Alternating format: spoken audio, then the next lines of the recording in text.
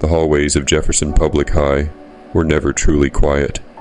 Even at night, the building breathed. Old vents humming, lockers clicking softly as temperatures changed, distant pipes groaning like tired bones. But to Maria Adeyemi, those sounds felt like company. At 42, Maria worked the night shift as the school's janitor. Most students barely noticed her during the day, and by evening, she became invisible entirely, just another shadow pushing a cleaning cart beneath flickering fluorescent lights. She didn't mind. Invisible people learn to observe. And Maria noticed everything. The cracked tiles no one reported. The classroom doors teachers forgot to lock. The students who stayed late because home felt heavier than school, including her daughter. 16-year-old Lena Adeyemi sat in the computer lab most afternoons, long after other students left. Quiet, brilliant, unnoticed. Lena loved space, not the fantasy kind, but the mathematics behind orbital paths and satellite communication.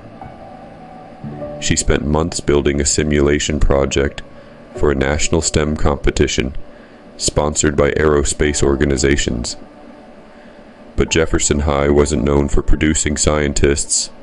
The computers were outdated. The internet barely worked. And when deadlines passed during a system crash weeks earlier, Lena assumed her submission had failed. She never talked about it again. Maria noticed the change immediately. Her daughter stopped sketching rockets at the kitchen table, stopped smiling while explaining stars, stopped believing anyone would ever see her work. One rainy Thursday night, Maria rolled her cart into the computer lab. A red sticker caught her eye. Do not touch. System error. One monitor sat dark while the others glowed faintly. Dust gathered around the keyboard as if the machine had been abandoned mid-thought. Maria hesitated. She wasn't supposed to interfere, but computers had once been her world. Years earlier, before life became bills, hospital debts, and single motherhood, Maria had studied information systems at a technical college. She had been good, exceptionally good, until financial hardship forced her to quit. That part of her life felt buried. Still, curiosity lingered. She sat down. Just a look, she whispered. The system booted halfway before freezing. Maria recognized the error instantly. Corrupted startup files, likely from a failed update. Her fingers moved slowly at first, then faster. Guided by muscle memory she thought she'd forgotten. Command prompts opened. Diagnostics ran. Files reappeared. Time disappeared. Outside, rain tapped steadily against the windows as the computer finally restarted. The screen flickered, then stabilized. Maria smiled faintly. Good as new, she murmured, shutting it down and returning to her cart. She never noticed the small notification blinking in the corner before the screen went dark.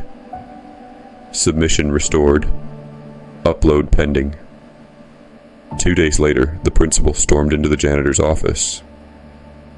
Has anyone been in the computer lab after hours? Maria froze. I clean there every night, she answered carefully. The system logs show unauthorized access, he said. Someone restarted a restricted machine. Her stomach tightened. I only fixed it, she admitted quietly. It looked broken. The principal's face hardened. That equipment was under investigation. You could lose your job for tampering. Lose her job. The words echoed louder than anything else. Maria apologized repeatedly, shame burning through her chest. She promised it wouldn't happen again. But the situation didn't end there. Strange emails began arriving at the school. Requests for confirmation. Technical inquiries. And one subject line that confused everyone. NASA Student Research Verification Request. Teachers gathered in the lab, confused. IT staff checked the restored system. Inside its folders sat a completed project file automatically uploaded after the repair. A satellite optimization simulation labeled Author Lena Adeyemi. The submission timestamp showed it had been finalized the same night Maria repaired the computer. Weeks earlier, Lena's work had been trapped in the crash system, never officially sent. Until now. The restored computer had completed the upload automatically when it regained internet access, and NASA-affiliated reviewers had already seen it. Maria learned this only after being called into another meeting. She expected termination. Instead, administrators looked stunned. A representative joined through video call. He introduced himself calmly. "We're reviewing one of the most innovative student simulations submitted this year," he said. "We're trying to understand how it was recovered." Maria's hands trembled. "I only fixed a computer," she whispered. Across the room, Lena sat frozen, realization slowly dawning. Her forgotten project, her abandoned dream. Someone had finally opened it. The representative continued. "Your daughter's model proposes a fuel efficiency adjustment for small satellites. Our team found the approach unusually advanced." Lena blinked rapidly, unsure whether to believe him. "I thought it never submitted," she said softly. "It didn't," he replied. "Not until recently." All eyes turned toward Maria. For years, she had worried she failed her daughter by not providing more opportunities. But without knowing, she had given Lena the one thing she needed most: a chance to be seen. Weeks later, a formal letter arrived at their small apartment. Lena had been selected for a NASA-sponsored internship pathway program, including mentorship, scholarship funding, and future employment consideration. Maria reread the letter again and again, tears falling quietly onto the page.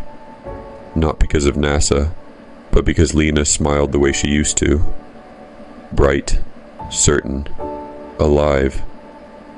At the school assembly honoring Lena's achievement, the principal invited her to the stage. Students applauded politely. Then Lena stopped at the microphone. "There's someone else who deserves recognition," she said. She turned toward the back of the auditorium, toward the woman who usually cleaned the room after everyone left. "My mom fixed the computer that saved my project," Lena said. "She used to study computers, but she gave up her dreams to raise me." The room fell silent. For the first time, people looked at Maria, not past her. Teachers stood, students clapped louder, and the principal announced something unexpected. The school district would sponsor Maria to complete her certification in information technology, offering her a position with the school's technical staff once finished. Recognition had finally reached the person everyone overlooked. That night, Maria walked through the halls again. Same floors, same lights. But everything felt different. She realized something simple yet powerful. Sometimes destiny doesn't arrive through grand opportunities.